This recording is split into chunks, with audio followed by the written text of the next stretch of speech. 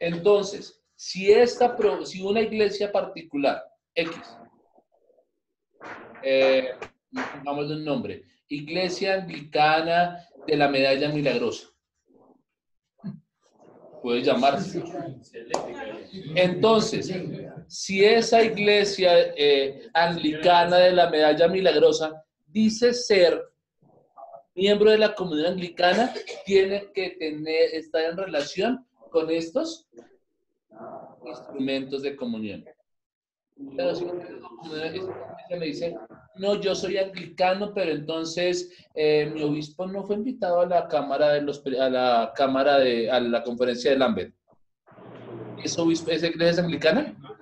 No, no es miembro de la comunión. Porque el arzobispo de Canterbury se toma el trabajo de a todos los obispos de la comunión anglicana mandarles invitación a la conferencia de Lambeth.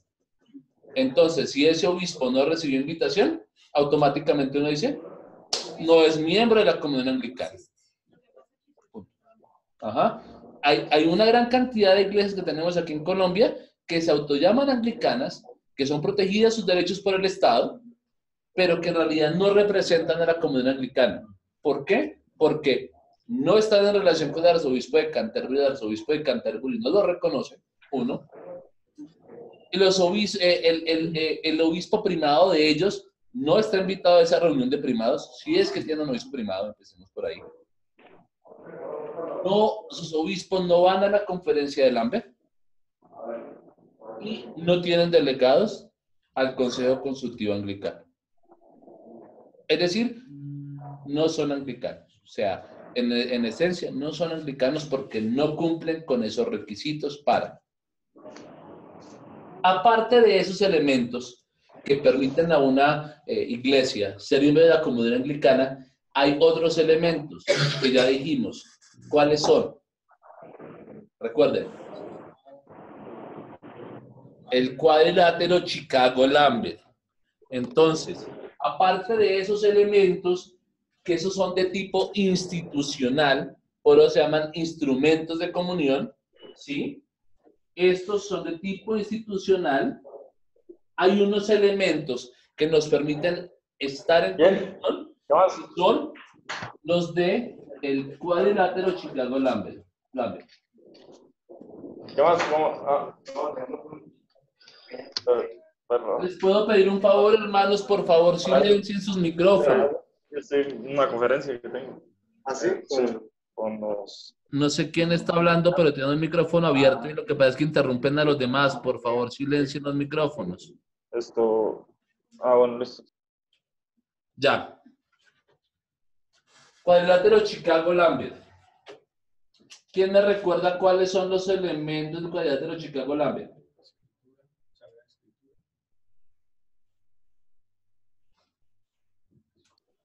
Entonces, primero es las Sagradas Escrituras del Antiguo y el Nuevo Testamento. ¿Cómo qué? Que contienen todos los elementos esenciales para la salvación. ¿Listo? El segundo. El credo apostólico. Los credos. Sí. Los credos. Entonces dijimos que es el credo de los apóstoles, que es el credo corto, que llaman las viejitas, y el credo niceno, que es el credo largo. El tercero. Los sacramentos. Los sacramentos. Los El sacramentos sacramento del de bautismo y Santa Cena. Ajá. Bautismo y Eucaristía. Ajá. Y el tercer elemento, el cuarto elemento es Episcopado histórico. episcopado histórico. Esos elementos son los que permiten a la iglesia, a la comunión anglicana, permanecer juntos. Esos elementos ustedes los encuentran en el libro de oración común, porque son fundantes de la fe. Ahí están. ¿Quién los encuentra? 771. Ahí está lo que usted debería enseñarle a una persona que quiera hacerse miembro de esta iglesia. ¿Qué es lo fundamental? Credo de los apóstoles, credo niceno, sagradas escrituras, bautismo y confirmación, bautismo, Eucaristía y el episcopado histórico. Eso es lo que una persona debe saber para ser miembro de esta iglesia. Ya.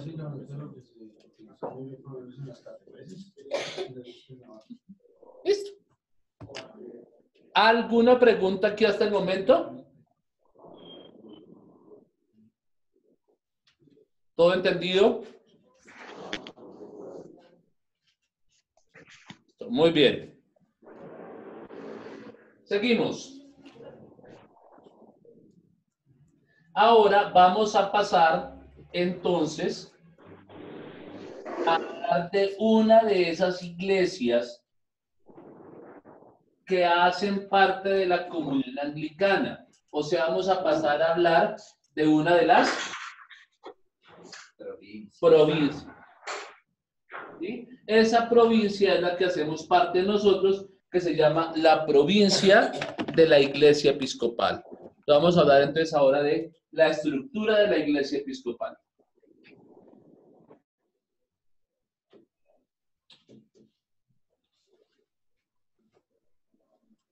Ay, Dios mío.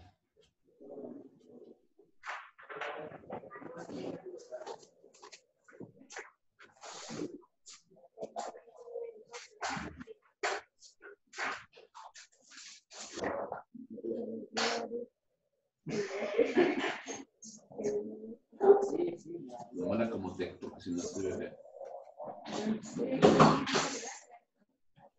¿Listo? La estructura de la Iglesia Episcopal.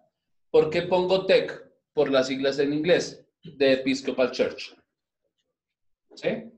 Entonces, antes de pasar a hablar sobre ese tema en particular, quiero tocar un tema que para muchos les es espinoso, pero que yo quiero volver a insistir sobre él.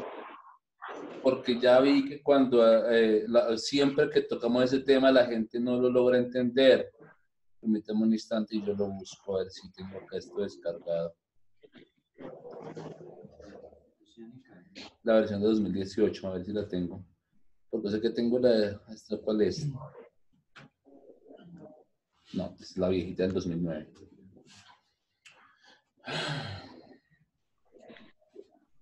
Y de una vez se las envío al WhatsApp para que todos la tengan y después otros la comparten. Entonces, extranet. Okay. No, no. So General Convention, nada más. General Convention. .org.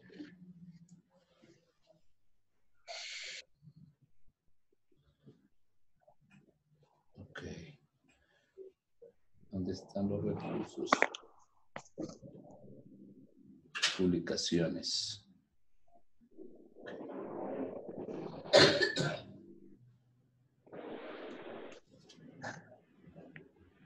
Constitución y cánones en PDF, ok.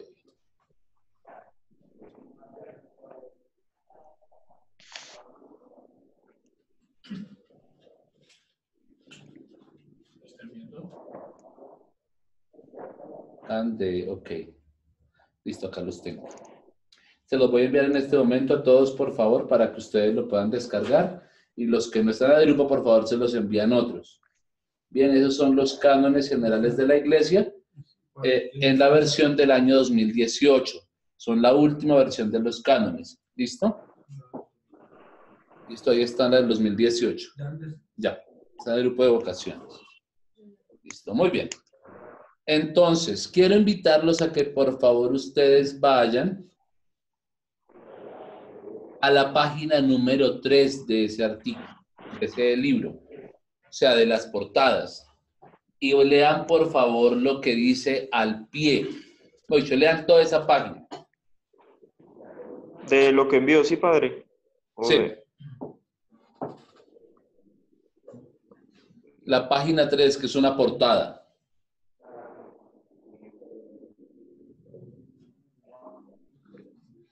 No Nos dieron las 10, las 11, las 12, la 1, la 2 y las 3. Es que, o sea, carga una portada, la segunda portada, reglas de orden.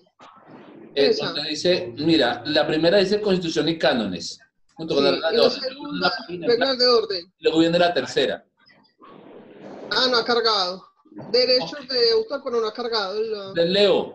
Entonces dice, Constitución y cánones junto con las reglas de orden para el gobierno de la Iglesia Episcopal Protestante en los Estados Unidos de América, conocida como la Iglesia Episcopal.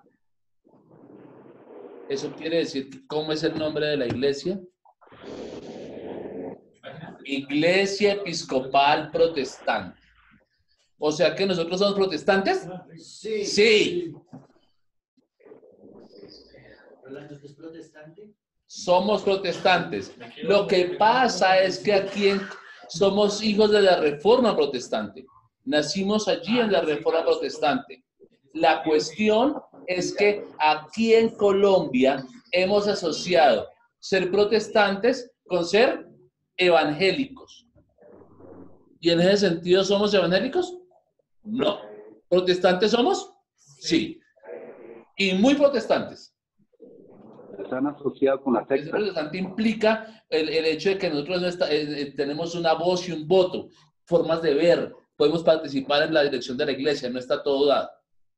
Entonces, eso nos hace ser protestantes. Por eso no pierdan esa identidad de ser protestantes. A pesar de que a muchos les dé urticaria el hecho de ser protestantes. Padre, ¿qué fue? ¿Cuál fue la página? Señor, Qué pena. La página, el número. era la 3, simplemente era Claro. la segunda portada que aparecía. Portada 1, página en blanco, portada 2, que era la que yo quería que leyeran ahí. Entonces somos una iglesia de corte Ok. protestante. ¿Listo? No lo olviden. Bien. La iglesia episcopal es una de las iglesias que hace parte de la comunión anglicana. Es una de esas provincias. ¿Mm? Eso quiere decir que dentro de esa provincia hay diócesis y hay parroquias. Y hay misiones, y hay estaciones de predicación, y hay obispos, y hay todo lo que tiene una provincia. Pero esta provincia es una provincia extremadamente grande. Porque ya la vimos que esa provincia tiene territorio en Estados Unidos, continental, en territorio de ultramar, Haití, Puerto Rico, las Islas Vírgenes Americanas, y República Dominicana, Cuba, Haití, y también tiene regiones en otros países del mismo continente, Honduras, Colombia, Venezuela y Ecuador. Entonces es una iglesia muy grande. Por eso, tener tantos lugares y regiones ha hecho que esa iglesia esté conformada por más de 100 dioses. Eso implica que tuvo que generar una mega estructura como iglesia para poder hacer que la cosa funcione. Y funcione entre comillas. Entonces, esa iglesia episcopal se dividió en 9 provincias más pequeñas. O sea, esa provincia de la iglesia episcopal está conformada por 9 provincias más. ¿Listo? Y aquí está, les voy a pedir el favor a Anita que por favor me mande, tome una foto y la mande al grupo de vocaciones, por favor, y ya rotamos esa imagen, la ponemos, que es el mapa de la iglesia episcopal, dividida por provincias. Son 9 provincias. Las provincias más antiguas de la iglesia episcopal son la provincia 1, la 2, la 3 y la 4, que abarcan el territorio de las primeras 13 colonias y de las primeras 9 diócesis. ¿Sí? Eso se dividió en 4 provincias. ¿Listo? Quiero que por favor todos revisen el WhatsApp cuando le manden la foto para que sepan de qué estamos hablando. Listo. Muy bien. Entonces, la provincia 1 es la que decíamos acá, mire. Maine, Vermont, New Hampshire, Massachusetts, Western Massachusetts, Connecticut y Rhode Island. ¿Cuál es la histórica de acá? Massachusetts. Luego viene la 2, que está bajito, Nueva York, Central Nueva York, Albany, que es de donde está el obispo Love, New York, Newark y New Jersey, y Long Island. ¿Listo? Albany son los del Bonete. Sí. Exacto. Reverendo, Señor, ¿en provincia de la comunidad anglicana nosotros somos qué número? estas no están puestas por número. Ok. Las provincias de la comunidad anglicana no tienen número. Somos la provincia de la iglesia episcopal. Así aparecemos. ¿Sí? Nosotros somos parte de una de las provincias más grandes que tiene la iglesia episcopal, que es la provincia 9. La provincia 9 está conformada por ¿qué países? Honduras. No. Honduras, República Dominicana, Puerto Rico. Ecuador, Puerto Rico, Honduras, Venezuela. Puerto Rico, República Dominicana, Colombia, Venezuela. Ecuador Central, Ecuador Litoral y Venezuela.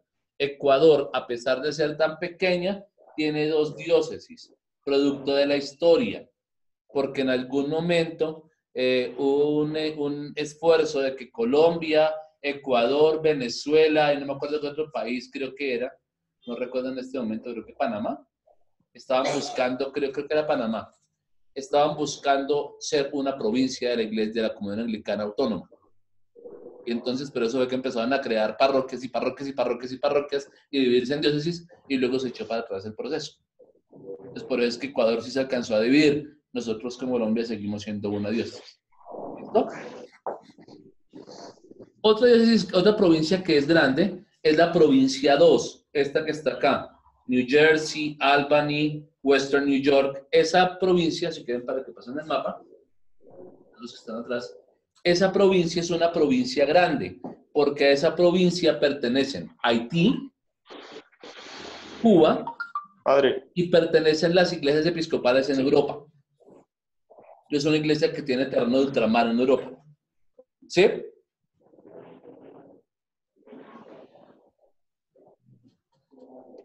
Padre, ¿me escucha? Es que no estoy en el grupo y no me llega ningún documento, creo. Ok, yo te los envío ahorita, ¿vale?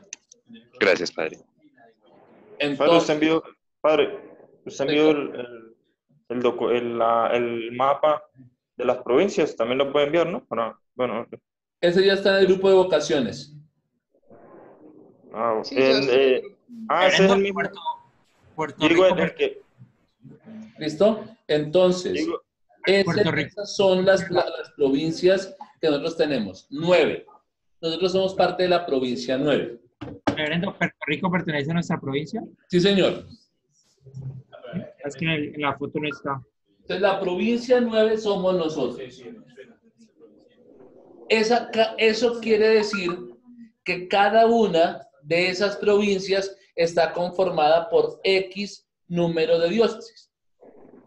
Y que para poder funcionar, estas provincias también eligen un obispo presidente de esa pequeña provincia. Es decir, es como un presidentico. ¿Sí? Nuestro obispo presidente de esta provincia es el obispo de la diócesis de Ecuador Central. El obispo Víctor, ¿qué es el apellido de él? Víctor Scantlebury. Víctor Scantlebury es el obispo presidente de esta provincia 9. El órgano más importante que nos rige como provincia es una cosa que estuvo reunida esta semana, que se llama el Consejo Provincial.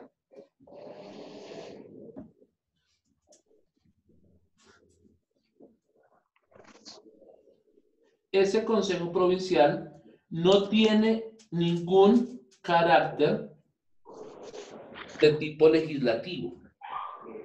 Es simplemente de tipo pastoral. Entonces allí lo que se generan es la búsqueda de caminos comunes para el desarrollo de perspectivas pastorales. Por ejemplo, aquí se desarrolló un Consejo Provincial de Autosostenibilidad y Desarrollo, porque las parroquias, las diócesis de Provincia 9, al año 2022 se declaran autosostenibles. Entonces están buscando de qué forma hacer que las diócesis, después de que Estados Unidos quite el apoyo económico, se mantengan por sí mismas. Y por eso es que se genera esa ayuda. ¿Qué otra cosa nacen? Proyectos en común de tipo pastoral. Por ejemplo, las diócesis de Provincia 8, ustedes ubiquen en su mapa que está ahí, los que la tienen ya por WhatsApp, los que no la tienen, aquí se los muestro. Provincia 8 es la costa oeste de los Estados Unidos, la costa occidental, esta que está acá, es decir, lo que es California, Nevada, Olimpia, que es arriba, cerca de Canadá, toda esa costa, la costa oeste de Estados Unidos, ellos tienen una gran cantidad de migración latina proveniente de México. Entonces, hacen algunas declaraciones conjuntas oponiéndose a las prácticas de persecución migratoria que ha desarrollado el gobierno de Trump. ¿Sí? Entonces, ese tipo de acciones en común, ¿para eso es que sirven? No tienen un carácter de tipo, ¿qué? Legislativo, de nada. No es que tengan un sínodo de esa pequeña provincia donde se elijan leyes. Es un consejo. ¿Listo? Bien. Hasta aquí entonces esta parte. Seguimos. Esta iglesia episcopal, en su historia, ha desarrollado una forma de gobierno que es muy interesante, porque como esta iglesia surgió en la época de ¿qué? ¿Cuándo surgió? ¿Se acuerdan? ¿Cuál es el antecedente del origen de esta iglesia episcopal? La ordenación del obispo en la independencia. De Enrique VIII. La independencia de los Estados Unidos. Enrique ¿La VIII, qué? Enrique Sí, el 4 de julio. La independencia. VIII. La independencia de Estados Unidos. Sí. No, Como entonces surge de una perspectiva republicana, lo que buscó hacer la iglesia fue copiar el modelo republicano de gobierno para el funcionamiento de la iglesia. Entonces, tenemos 3 órganos de gobierno, como 3 órganos de gobierno tiene el poder del Estado, que son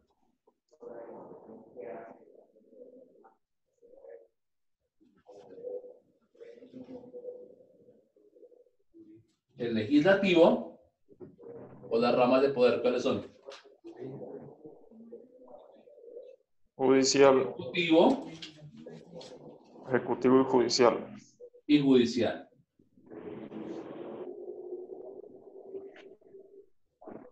¿Listo? El legislativo en la iglesia recae en lo que llamamos nosotros la convención general.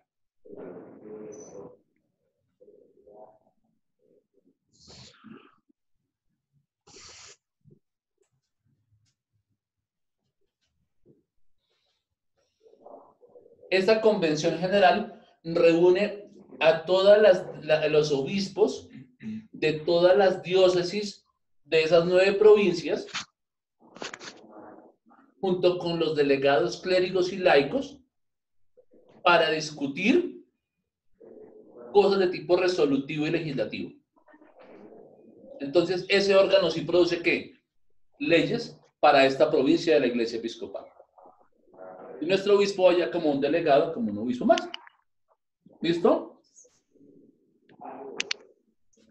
El ejecutivo. ¿Quién es el ejecutivo? En el Estado. El obispo primado, el obispo presidente. El presidente. Entonces, en nuestro caso, el ejecutivo es el obispo presidente. ¿Quién es el obispo presidente nuestro? Francisco Duque Gómez. No. Reverendo. Michael Curry. Michael Curry. A nivel de Su provincial. presidente es Michael Curry. A nivel provincial, sí. A nivel de toda la provincia de Estados Unidos, el obispo presidente es el obispo Michael Curry. Ustedes, los que no lo han visto, y ahorita les comparto aquí una pantalla para que lo vean. ¿Cómo se llama Michael Curry? Michael Curry. Ustedes lo van a reconocer porque él fue quien predicó en la boda real del matrimonio del príncipe William con... ¿Quién era? No, Príncipe Harry con Meghan Markle. Eso, el príncipe Harry con Meghan Markle. Aquí les comparto la fotografía para que ustedes lo vean, para que lo logren identificar. Él es el obispo presidente. ¿Los príncipes dónde son? ¿Cómo? ¿Los príncipes dónde son? Los De príncipes Inglaterra. de Inglaterra. La boda fue presidida por el arzobispo de Canterbury y el capellán del Palacio Real, y quien predicó, quien dice el sermón en esa boda, fue nuestro obispo primado. Porque Meghan Markle es estadounidense. Entonces, por eso invitaron al obispo Curry a predicar. ¿Bien? Él es el primado de la iglesia. ¿Listo? O sea, el que había ahí no pudo predicar, ¿sí? Sino No, simplemente se dieron ese honor en él. Porque ok. en la iglesia no es que no es que el que preside predica y hace todo. No, aquí eso no funciona así. Bien, y finalmente el órgano judicial de la iglesia. ¿Cuál es el órgano judicial en la iglesia? No. Los tribunales. Reverendo, pero ya no se llaman todas tribunales. ¿Cómo? No han cambiado el nombre, ya no se llaman tribunales, ¿no? Tiene otro nombre, ¿no? Tribunal eclesiástico ya no es. Es tribunal de orden, tribunal de gobierno o tribunal de disciplina. A junta disciplinaria, ¿no es que? Sí. Así, ¿no?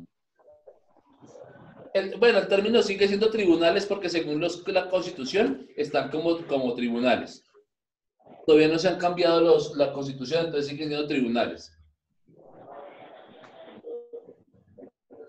Y esos tribunales son de carácter diocesano para laicos y clérigos y de tipo cameral para los obispos. Después lo vamos a ver. De tipo diocesano para laicos y clérigos y de tipo cameral para los obispos. Regreso acá para que entiendan qué son las cámaras. Entonces, la Convención General hace las veces de lo que es el Senado, ¿sí? Ese Senado, el Senado usualmente está conformado por ¿qué? El gobierno está conformado por Senado y Cámara.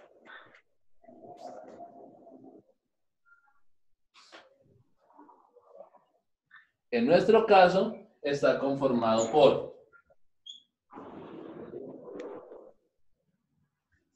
Cámara de Obispos,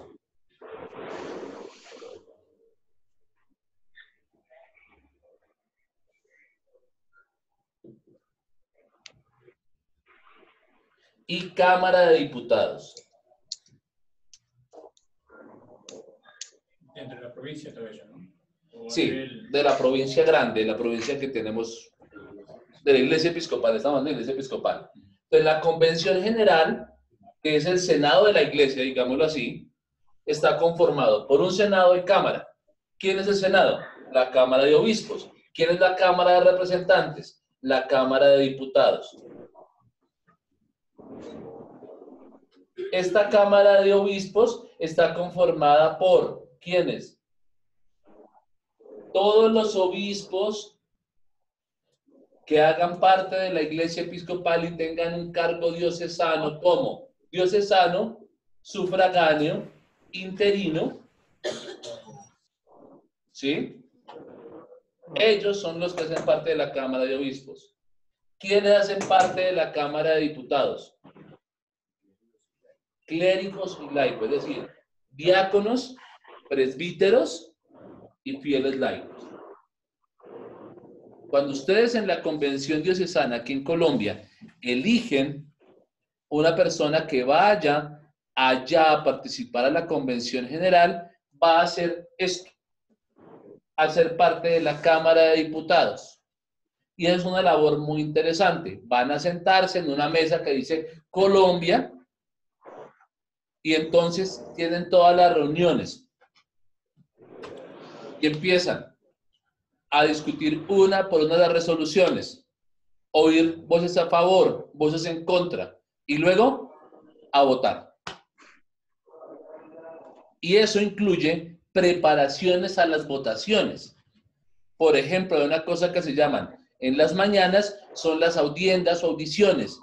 Usted va allá y entonces va a un salón grandísimo en el cual se va a discutir la resolución X, yo no sé qué, si sé cuándo, para hablar sobre la resolución sobre una que fue muy importante hace poco, cómo la Iglesia Episcopal iba a comprar acciones en las empresas que venden armas en Estados Unidos, se iba a hacer socio durante unos años para luego poder cambiar la forma en que se vendían las armas en Estados Unidos. Le dieron control. Y entonces ahí esa sala estaba llena, todo el mundo diciendo, pero es que la iglesia no puede hacerse socia, porque es que eso es inmoral, pero es que no sé qué, lo decían, sí, es que puede que sea inmoral, pero es que nos va a permitir después cambiar desde la raíz la ley. Entonces vamos a volvernos cómplices, no cómplices porque no vamos a vender las armas, sino a volvernos socios para después poder cambiar la ley. Eso es lo que pasa en la iglesia.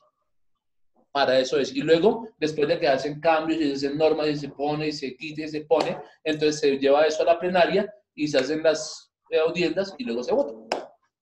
Y se pasa o no se pasa. Se pasa de una cámara a la otra. Listo. Vamos a ver eso después cómo funciona.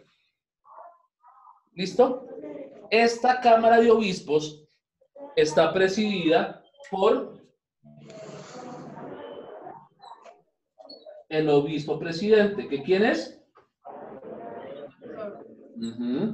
Y esta Cámara de Diputados también tiene un presidente que se llama la reverenda Gay Clark Jennings.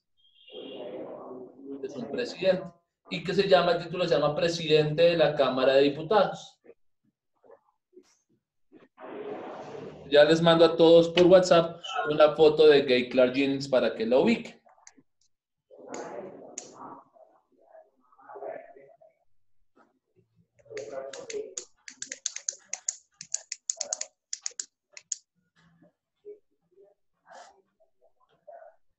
Acá está. Imágenes.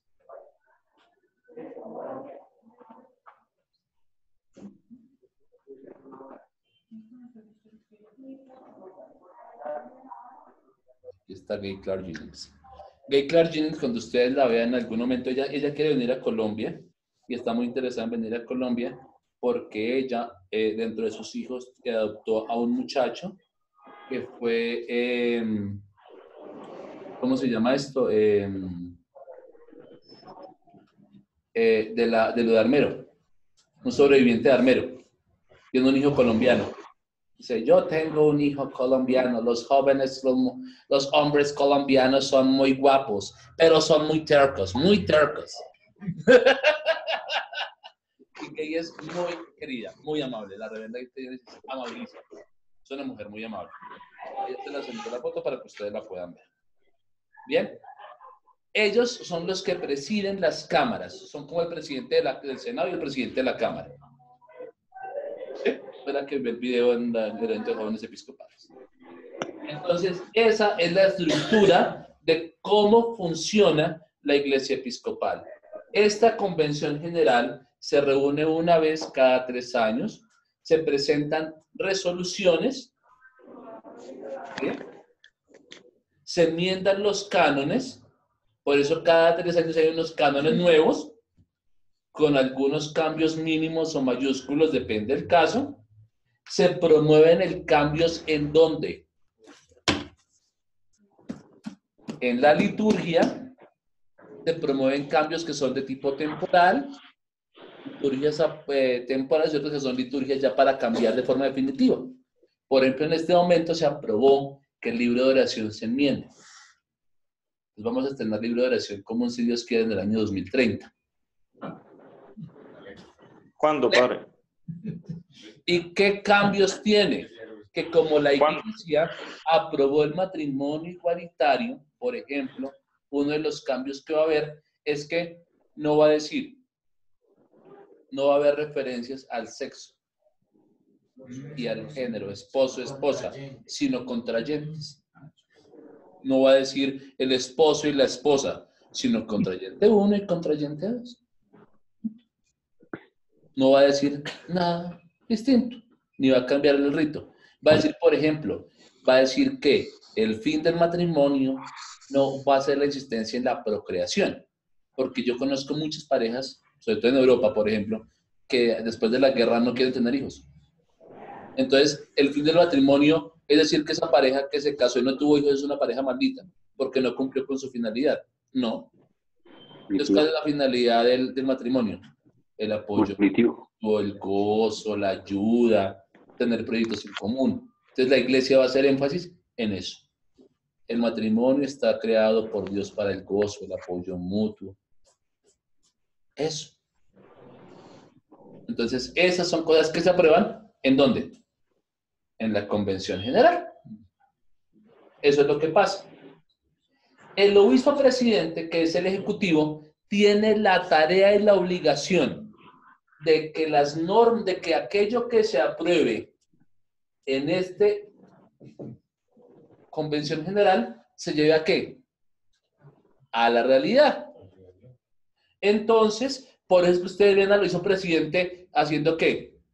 Viajando por un lado, ordenando una persona, haciendo revivals, promoviendo cambios, visitando parroquias, haciendo una cosa. Esa es la función del presidente. Hacer que eso que se aprobó acá funcione. Y hacer que la Iglesia Episcopal tenga su propio ritmo. Y luego, el tribunal, como es de tipo diocesano, en el caso de Provincia 9, nosotros, la última intención que hubo fue hacer un comité provincial, no diocesano, porque eso generaba muchos recursos. Entonces, hay un comité provincial de Provincia 9, según tengo entendido, ¿cierto, Ricardo? No estoy seguro. Eso fue lo que estaban diciendo, que iban a hacer un comité provincial. Esa es más o menos la estructura de la Iglesia Episcopal. ¿Entendida? Hay que tener en cuenta que para proponer las resoluciones hay unos plazos, porque el libro de resoluciones debe estar, creo que un año antes de la fecha de 8 meses antes. prácticamente un año. Entonces, esas resoluciones hay que estructurarlas con mucho tiempo, se proponen, entran en estudio, se incluyen en el libro azul, que es ahí ya donde se votan, pero el proceso de generar una resolución es muy complejo. Porque, por ejemplo, una diócesis puede decir, no, propongamos en la convención general una resolución, pero tendría que hacerlo en su convención diocesana, trabajarla, estructurarla, y si no está 8 meses antes ya no. Eso es un proceso legislativo complejo. Eso lo vamos a ver en las reglas del orden, porque es muy importante que lo sepan. Cuando ustedes van de delegados a la convención diocesana, de la convención diocesana a la convención general, su tarea no es solamente llegar allá, buenas, voy para Estados Unidos a la Convención General y llegar allá como reinas de belleza, sino su tarea para ser delegados a la Convención General, ¿cuándo empieza? Cuando los nombran. Porque su tarea es empezar a empaparse de qué temas quedaron pendientes en la convención anterior, de qué se va a hablar en la convención siguiente. Y de 8 meses antes a la convención general, llegar y coger un libro que se descarga por internet. Cuando ustedes, por favor, díganle eso a sus fieles para que los formen en eso. Tienen que descargar ese libro que se llama El Libro Azul. Lo descargan de la página de la Convención General. Es un libro gordo así. Es como tener pegados casi que 3 libros de oración común, en el cual están todas las resoluciones. Y entonces su tarea es como delegado de la diócesis a la convención, ¿Empaparse de qué? De todas las resoluciones que se van a, para que usted llegue allá y diga con conocimiento de causa, yo voto a favor. ¿Por qué? Porque es que el documento dice esto, y a mí esto me parece que no está claro, o que va en contra de lo que mi diócesis propone. Entonces, pero que usted tenga un conocimiento claro, no llegar allá y decir, apruebo, ¿y qué apruebo? No sé. O no apruebo, porque me dijeron que no aprobara. ¿Cada cuántos años es la convención general? Cada 3 años. Eso quiere decir que el libro azul está saliendo, ¿cuándo? A principios del próximo año. Porque la convención es en 2021. Entonces ya tienen que el delegado, o sea, en la próxima convención del 2020, debe elegirse el delegado que vaya a la convención general en Estados Unidos, y esa persona tiene 1 año más o menos de plazo para descargar el libro azul y ponerse a pasar hojitas y demás, y lea, y lea, y lea, y lea. Esa es la función. Por eso cuando dicen delegado de la Comisión General, yo voy pero en Estados Unidos. Esa no es su función. Es más, que lo digan, ustedes le pueden preguntar a Anthony de J. Calvo y al padre Julio, que también fue delegado, y también al padre David Encapié, que fue delegado, y también a Blanca Lucía, y no sé a quiénes más que han sido delegados. ¿Qué es ser delegado de la Comisión General? Jornadas de votación empiezan de 8 de la mañana a 1 de la tarde. Almuerzo de 1 a 2 de la tarde, 2:30. Jornada legislativa en la tarde de 3 a 5 de la tarde, 5 a 6 Eucaristía. Luego en la noche los caucus, que son caucus por población latina, caucus LGBT, caucus afro. Entonces usted mira qué caucus va para ver qué es lo que la gente quiere votar, a qué le están apuntando, que son conversaciones libres. Y luego ir a reuniones que tienen tanto, y uno se acuesta a las 11, 11:30 de la noche, 12, y luego el día siguiente por las mismas, porque a las 6 de la mañana empiezan de nuevo las discusiones, y luego a las 8 empieza jornada legislativa. Esa es la función, eso es una convención general. Entonces, para eso, o sea, cuando dicen delegado de la Comisión General, entonces, ay, voy para Estados Unidos a pasear tan divino.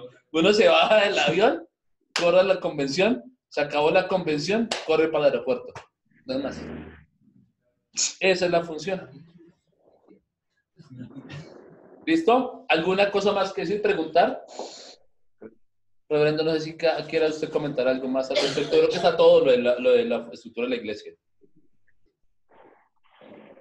¿Algo más?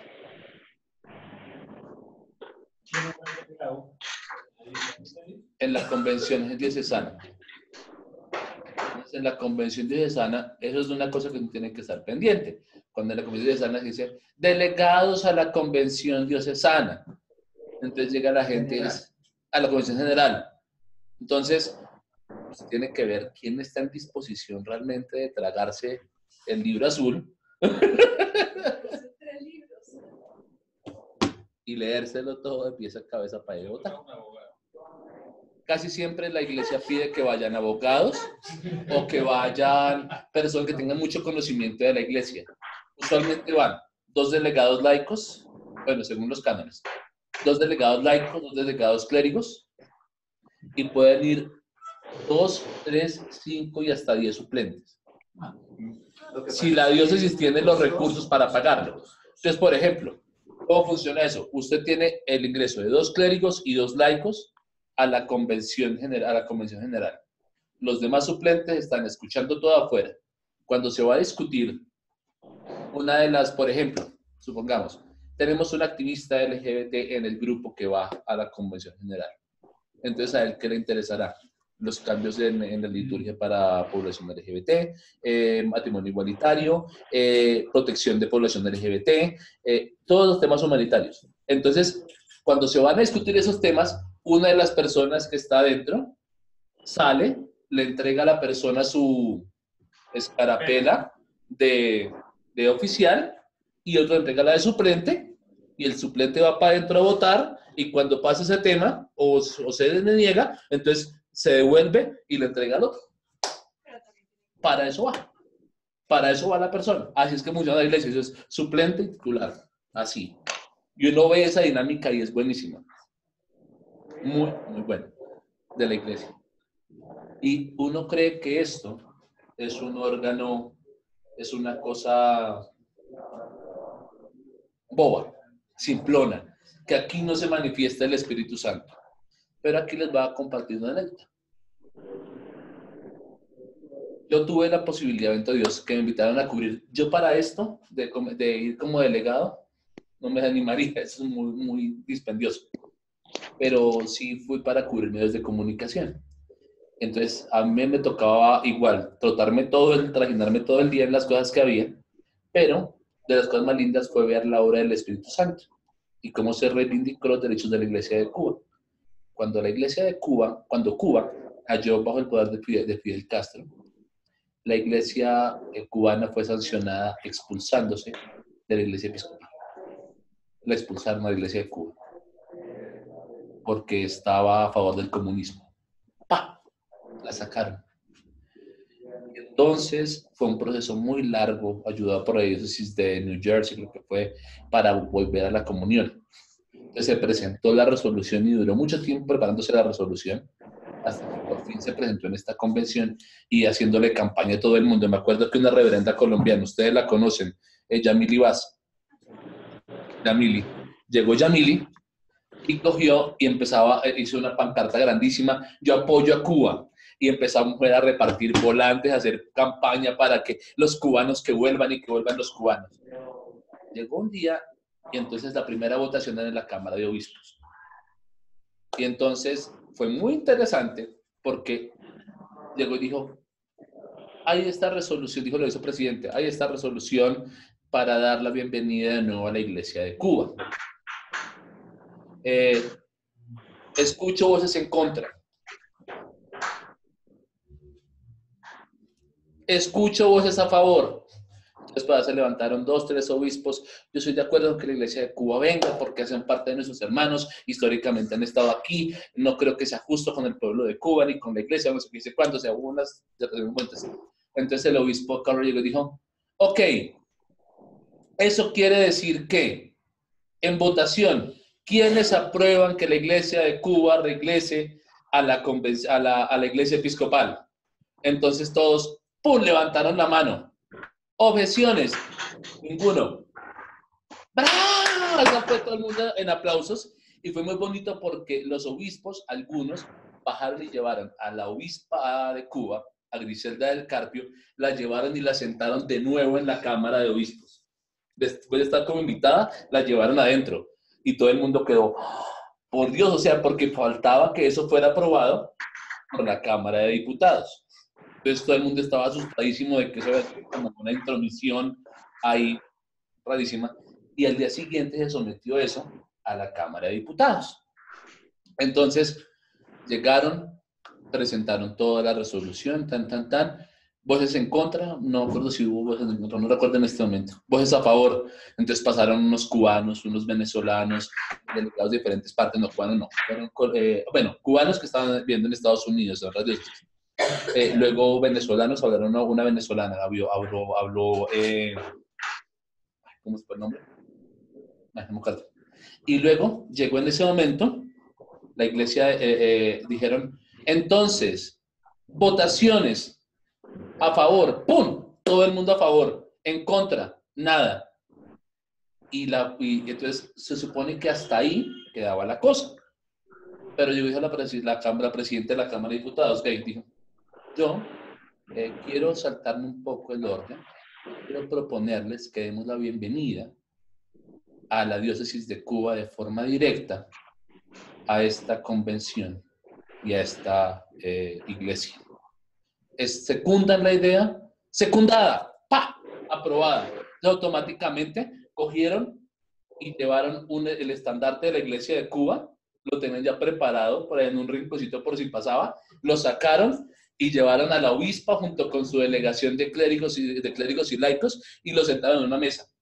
Y de un momento a otro, de un rincón de por allá, empezaron a cantar a la divina Trinidad.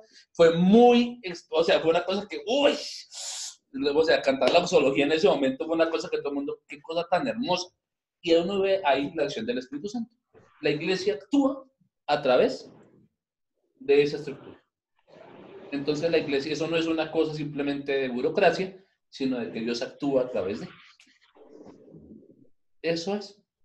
Y con eso quiero concluir. ¿No sé si hay alguna pregunta?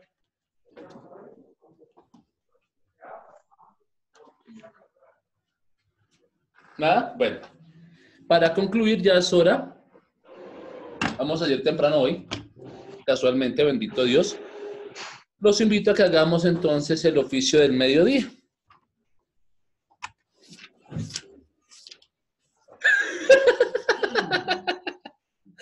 Ay, Dios mío. Página 67.